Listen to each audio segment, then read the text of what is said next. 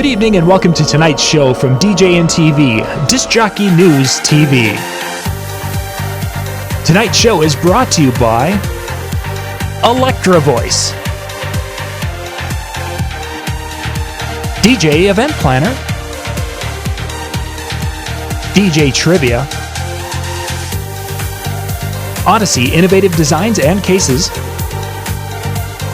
NLFX Professional, Promo Only,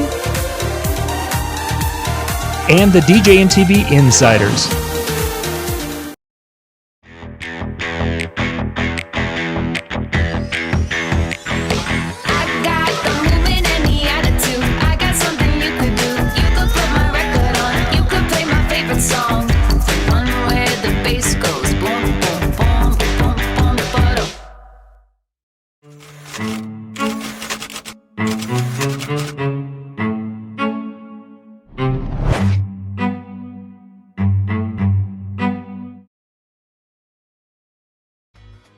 DJ Event Planner will change the way you manage and run your business. Streamline all of your procedures and software into one easy-to-manage system.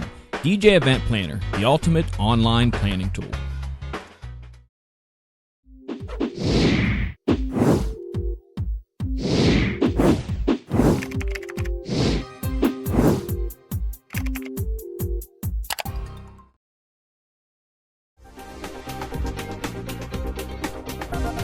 It's time for Tuesday Night Live Chat with Brian S. Red and John Young.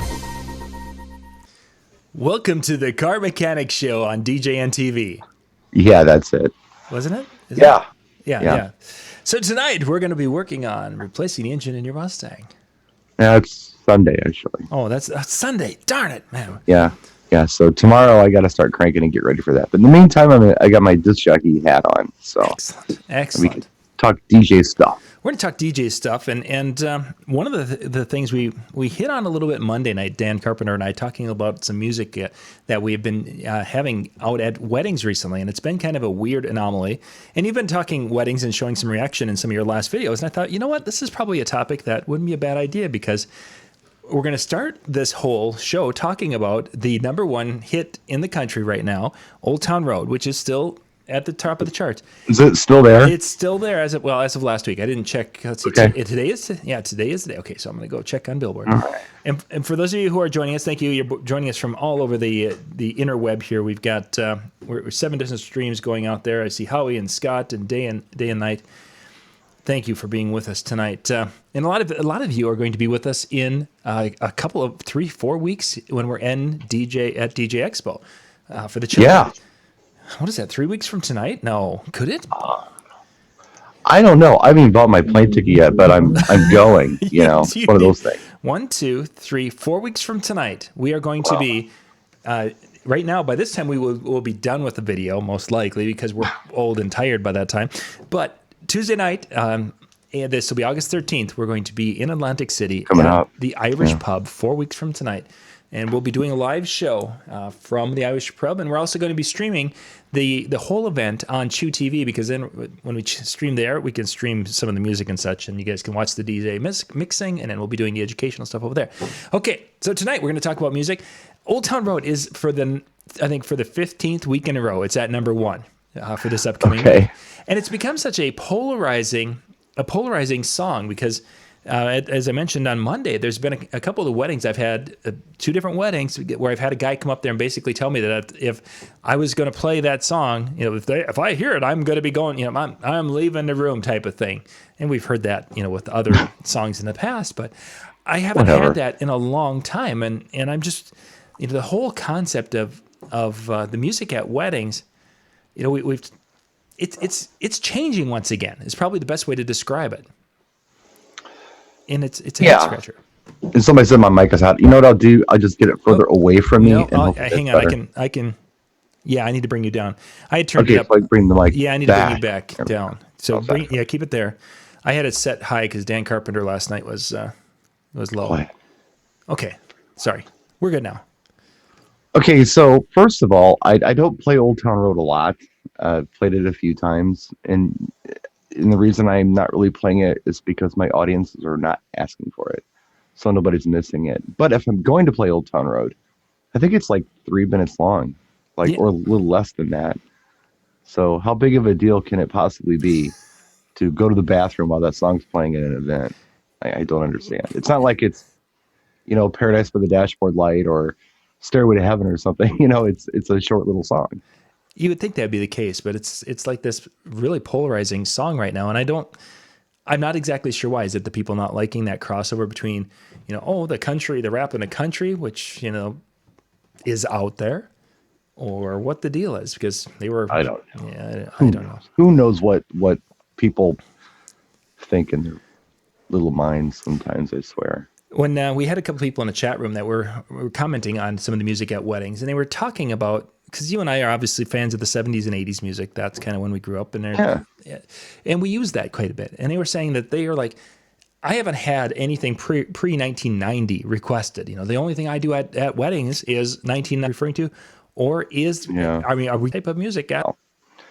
So I'm experiencing something very different here. Mm-hmm.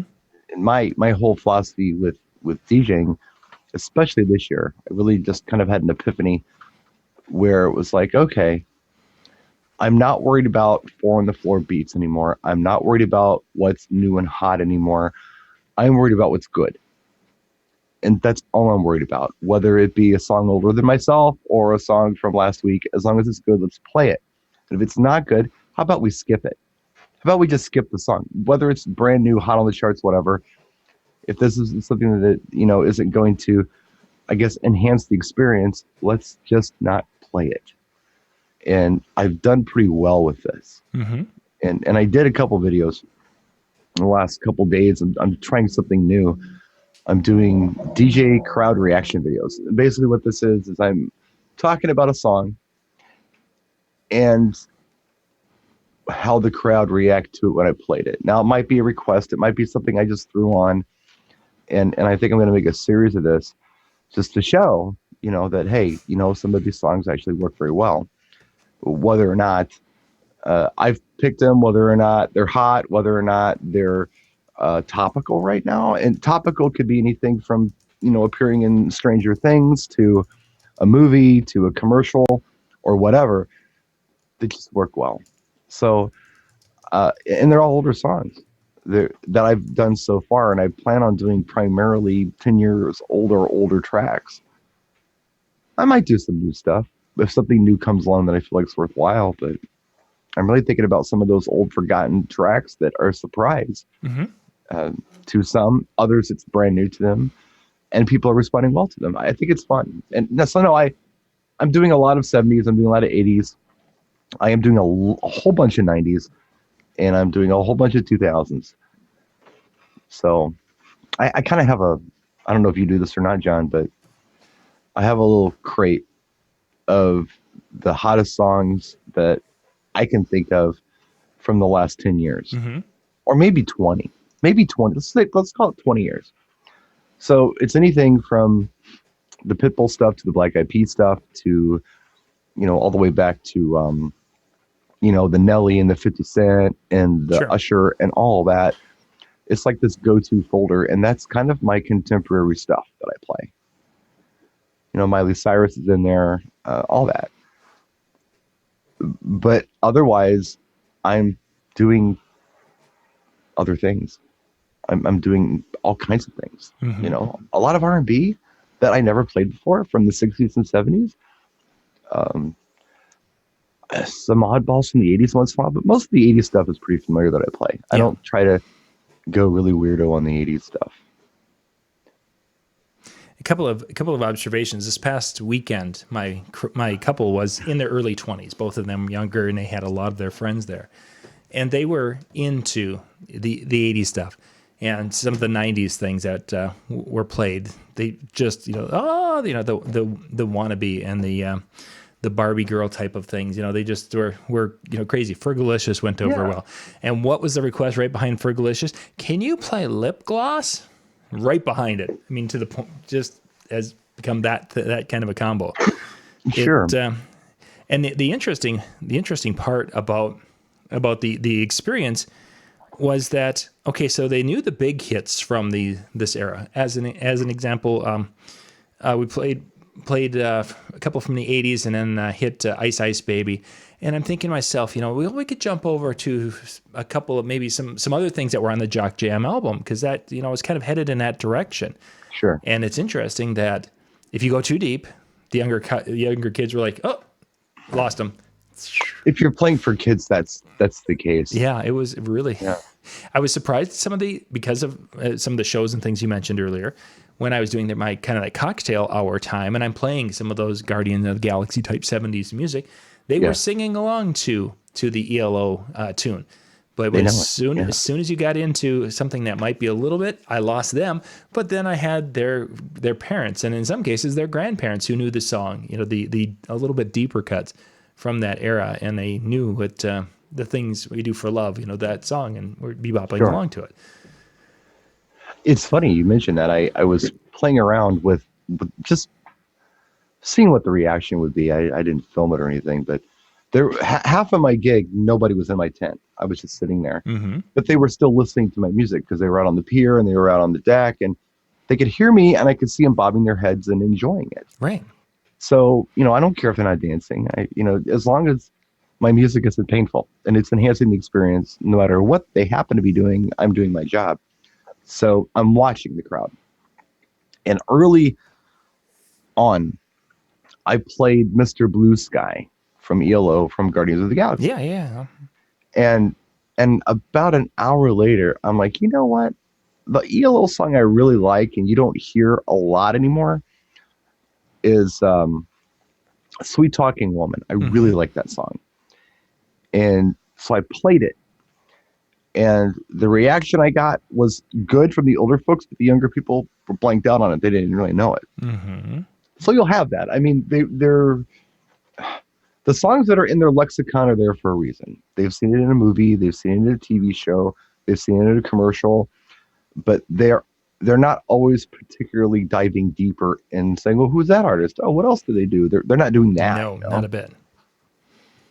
There's no listening to the whole album anymore to get the feel for what else there is out there. Some kids do it though. Some kids are into the discovery thing. So Owen and Liam were here from Ape Labs, and Liam is Owen's son. I think he's 18, and we were talking music, and he's that kid that hears something and then it's kind of like, well, what else did they do? Let's see what else they did, and he checks it out. He's that kid. But the casual music listener has never been like that. I mean, even back in our days, the casual music listener, heard the 3 or 4 singles that were really popular off of Bruce Springsteen's Born in the USA, and they didn't dive any deeper into it. They didn't know what else was on that album. Right.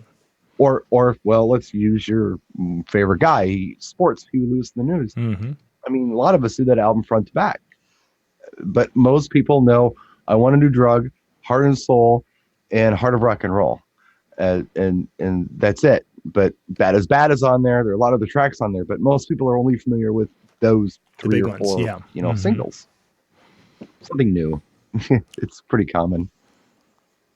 Nothing new. And on one hand, it's on one hand, I like it that the kids don't go as deep, because it used to be really frustrating when you'd have those people come up and everybody like, hey, go to the track 7 or so. The ones who knew that in the bar especially, they'd be like, yeah, play that other. It's like it never hit. But you got the real album, don't you? Yeah, but it never hit radio play. I don't want to be playing.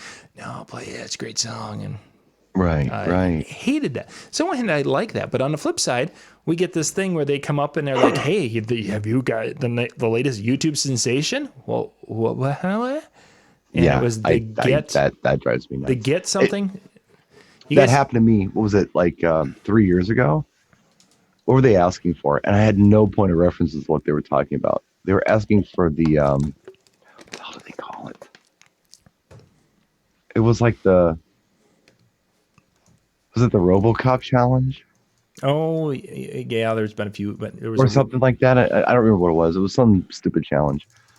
And I'm like, what are you talking about? It turned out to be Ghost Town DJs with My Boo, which I know that song. I know it very well. But I had no association with the challenge they were talking about. Yeah, for sure. So, you look it up, you figure it out. Running Man The phone challenge. is nice that way. You can pick up your phone and just Google stuff. What are they talking about? Yeah. Oh, that. Okay. What is the Running Man challenge? The Running Man. That's what it Yeah. was. The Running Man challenge. It was some action movie from the 80s. It was just The Running Man challenge was My Boo Ghost Town DJs. That's what it was. Yeah. We got a lot of new names with us tonight. Thank you guys for being with us as we are broadcasting across the interweb here on all the different channels. And Michael mentioned, of course, the Get Up song. That one was like, I think 4 weeks ago is when the first person came up and he's like, yeah, it just hit or something. And he made it sound like it had hit that week. And it's been requested every week since. So I actually broke down and finally picked it up, which I heard it did come out from promo only, but I wasn't smart enough to download it from my subscription. So instead, I'm at a show and I'm like, yeah, iTunes, bye. You never know. But I guess, and I've said this before and I'll say it again. We can get angry with the current state of music. Our audiences can get angry with the current state of music. I don't really care because there's so much cool stuff out there to choose from that's been there all along. And now it's just time to check it out. So I want to go a direction with this. For crowds to basically, for lack of a better way to describe it, cut you some slack. When we were doing this 20 years ago, and we would play a song that might be a little edgy or a little bit, will it obscure, fit this crowd? Perhaps? Maybe obscure, but we're questioning, will it work with this crowd? Do people give us more leeway today than they did 20 years ago? Depends on who you are as a DJ. I really do believe that because you have to lead into things.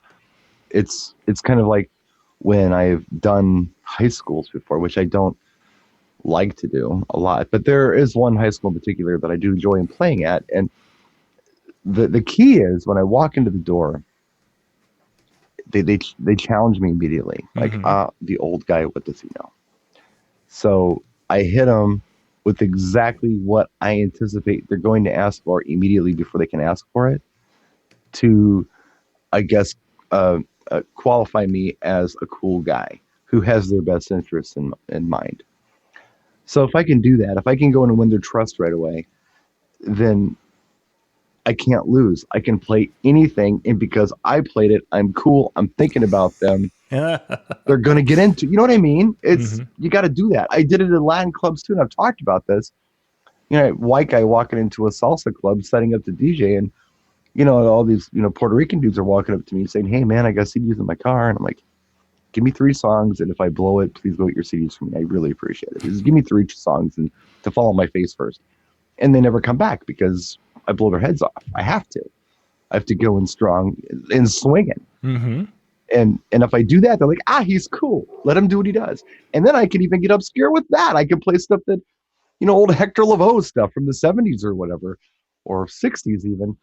And they don't question, like, wow, this is really cool. They may not normally accept that from somebody else, but if you actually win them over, you can do no wrong. It's kind of like this. Okay, have you ever, some of you maybe can relate to this, and maybe this is a weird reference here, but have you ever met a rather unattractive person when you first see them and you think, oh my God, they're ugly, and then you get to know them and you like them, and everything about them that you felt was ugly, now you don't see it as ugly anymore. It's okay because you know them.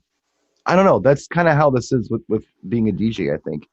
They may see a track differently because you play it. If somebody else would have played it, maybe they wouldn't see it quite that way. But because you played, they're going to give it a chance, and you've basically given it cred. That's a big deal, I think, in what we do. It's our credibility with the audience and establishing it. Hang on, there we go. My dog was barking right outside. It's okay. I couldn't hear your dog. Yeah, and actually, I'll just wrap with this, and I'll shut up for a minute.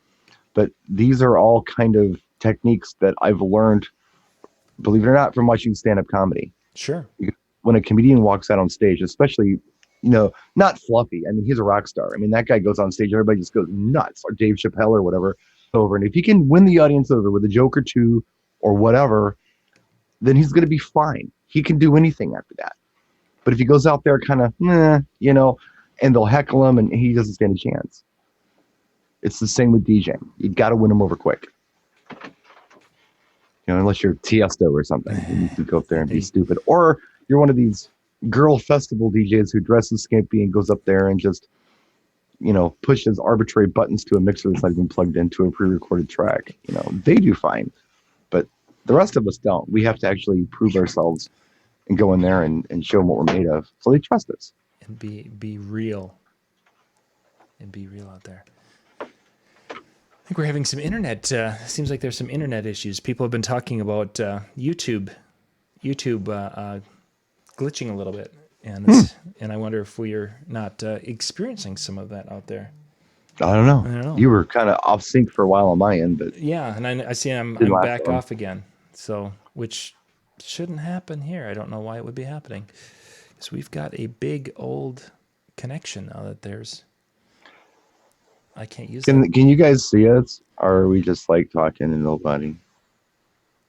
It's hard because there's lag in the room. So yeah, there's lag in the room. But yeah, my connection, I'm up at 90 to 100 megabits here. So yeah, it's not on my end. Are we still on? It seems we are. Yeah, we're getting we get a red green. Green is good, signal yellow, and then we've got and then the red, and we went red for a little bit on that. But that could be an issue between here and wherever things. It says we're good now. We're synced on. Okay, right now it's all good. Okay, so we're good. So we can continue. Sorry about that, guys. Yeah. Okay. Live stuff. Sometimes works, sometimes not so much. Somebody was mentioning the dogs. In my last gig log, did you happen to see that? I have not, no. It's okay that you didn't. You've got better things to do than to watch my YouTube videos, I'm sure. But I did a gig log at the yacht club again. I was outdoors, and I don't know who they belong to or anything else, but I think they were Labradoodles. Kind of a big dog that has curly hair, but really kind of silly and friendly. They're big though. There was a black one and a tan one. And they were like dancing. It was pretty funny. They were playing.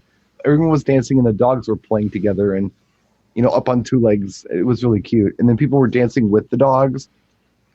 It was fun. So some people made some reference to that in the chat room. I just thought I'd mention it. It was kind of cute. I saw that. So I was talking about reaction videos. I'm like, well, how'd the dogs react? Well, that's where that came from. Okay. I was yeah, that's where that came from. And I did not play Who Let the Dogs Out. I did not play Atomic Dog. I didn't play any of that stuff. I thought about it, but I just couldn't bring myself to it. There were too many other fun things I could do than to go there. Than to have that. Okay. We've got actually a really good crowd. I think we had about 75 people watching here just a few minutes ago before we had the freeze up. Well, that's good. We try to be entertaining. Bring some stuff. I'm going to shut my camera off, and I want to reset my camera. Go nug it out here and there. So you're full screen right now, Brian, and I'm still with you. Okay, so should I just riff for a while you're doing whatever you do? Yeah, I'm going to replug in my USB camera. I wonder if I need to plug that in. I'm going to riff a little bit. So I've had some success with some kind of odd tracks. I was kind of getting to this earlier, where I guess, as long as the audience trusts you, you can do no wrong. You can take liberties and you can try things. And you can even break tracks. And it's not always new tracks that you're breaking. Sometimes you're breaking an old track that maybe an entire generation isn't familiar with. But if you've got, I don't know, let's say you're doing a wedding, for instance, just for fun analogy here. If you're doing a wedding reception and you have, I don't know, let's say, maybe 1 out of 5 people there are older, but the rest of them are younger. If you play a song that, that small percentage is into, they'll dance to it. The younger people will join in and it all works out really well. It's kind of like breaking a track. I do that a lot with Hall Notes, because the big popular song from Hall Notes right now for the younger crowd is You Make My Dreams Come True. If you've ever played that at an event, that's pretty hot now. Yep. Now, it's not a bad song. I never thought of it as a dance song. I mean, by the time I became a DJ, that was kind of off the radar for a top 40 dance song. But I always felt that Rich Girl was a bit ecstasy. I love the song. it seems longer, but it's not, because it's just, there's no filler in that track. It's just fantastic. And the audience will respond how the audience responds. Our live stream is offline on YouTube. Oh no.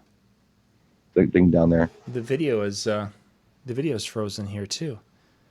I wonder if I needed to run disk utilities here on this computer. Okay. We probably are back. It's not a good riff. I know, and we could hear you, and now it just did all the video, all the facial things just went through. Oh boy. That was pretty cool. Okay, it looks like we're back. Maybe. Yeah. Okay, so the video that they saw, they didn't get to see. They didn't get to, and now my timing is They off saw again. something different. Yeah, Okay. I don't even know where I ended. My basic point is, the hot track is "You Make My Dreams Come True." The not so hot track is "Rich Girl" for the young people, but the older people know it's a better song, so they get into it and they come out on the floor, and the young people are like, "Wow, how do they know this cool song?" And I don't know. It's something you just got to qualify yourself as a good DJ so you can do that kind of stuff. And that's building that trust, that rapport, that whatever. Yeah. Early on in the night.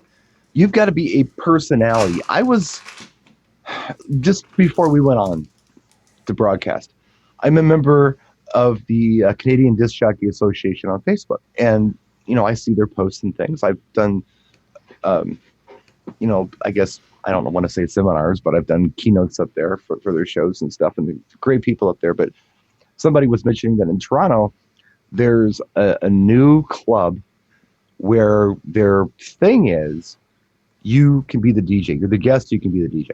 Cool. So they don't have any DJs. Yeah, that would be interesting. Show up, and I don't know how they have it worked out because I didn't read the article, but I get the concept. You show up and you pick the music.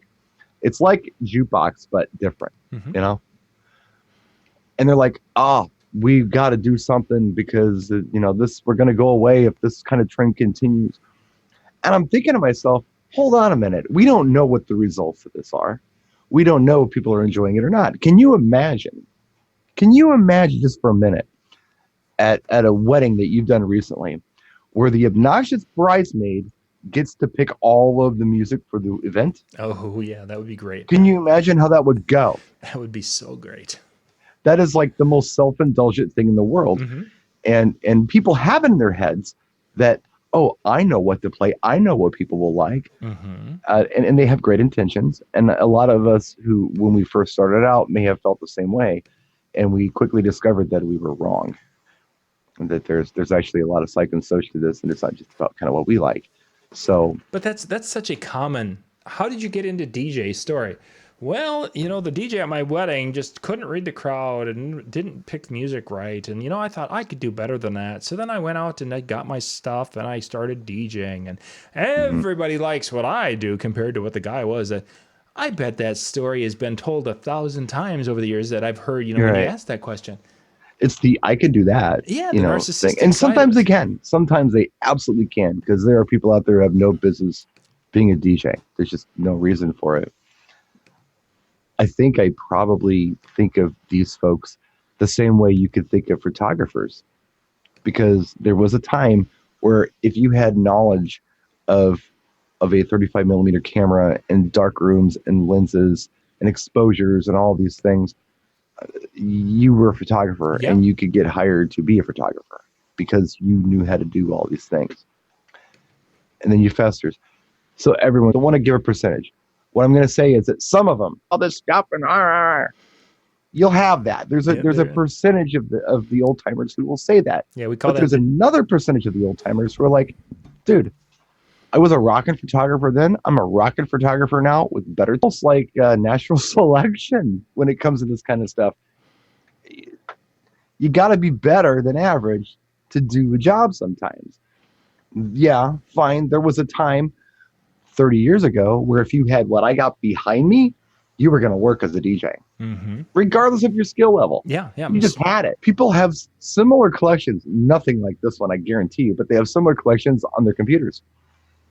And they know what to get, and they get it, and everybody can have it. They can copy it and share it with friends sometimes. It's the artistic ability to do your job.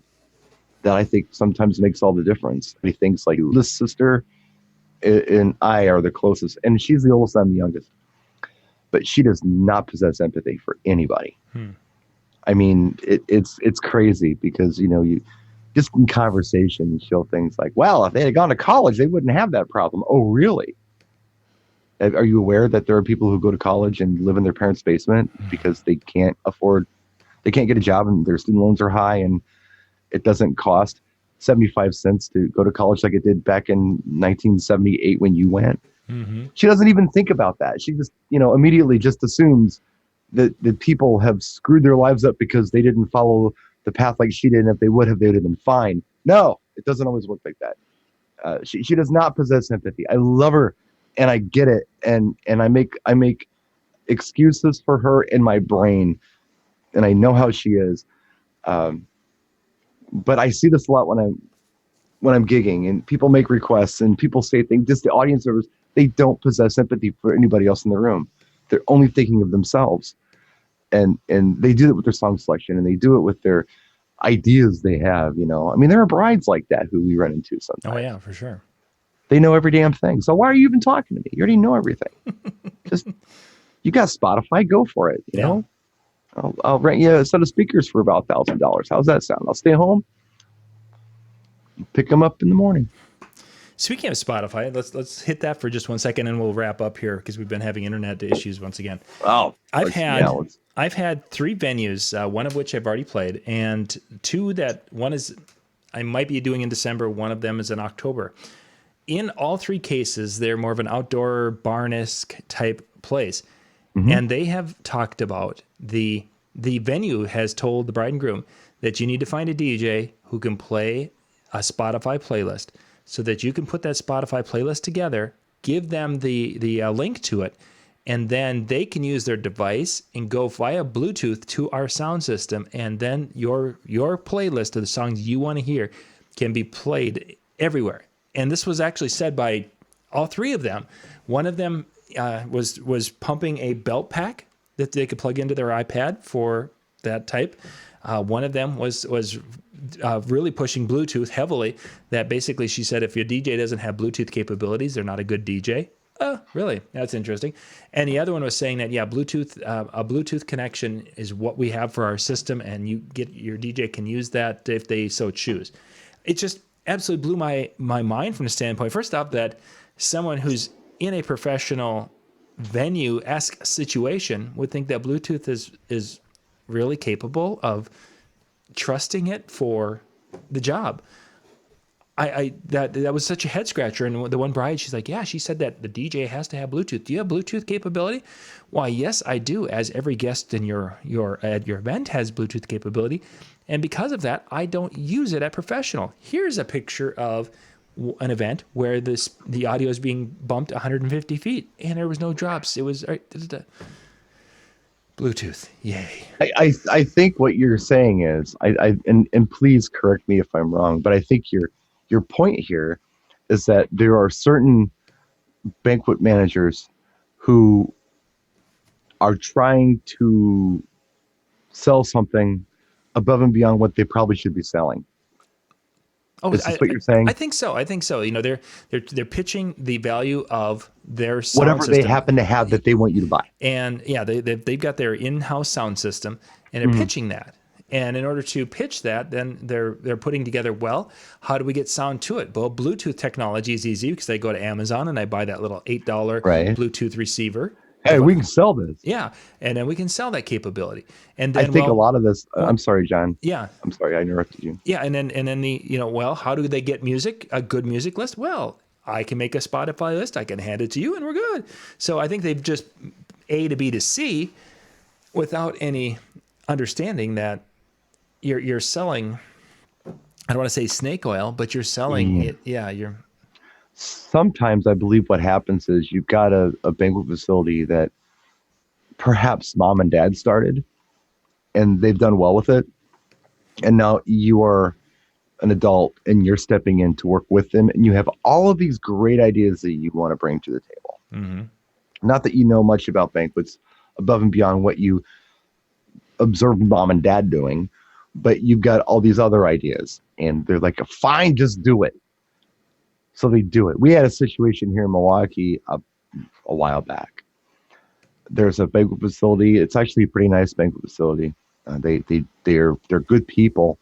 However, they really push their DJ that pays them a kickback. Okay. Yep. I understand. This is who you should go with. This is who we recommend. And not only do they push that DJ for DJing, but they push him for uplighting.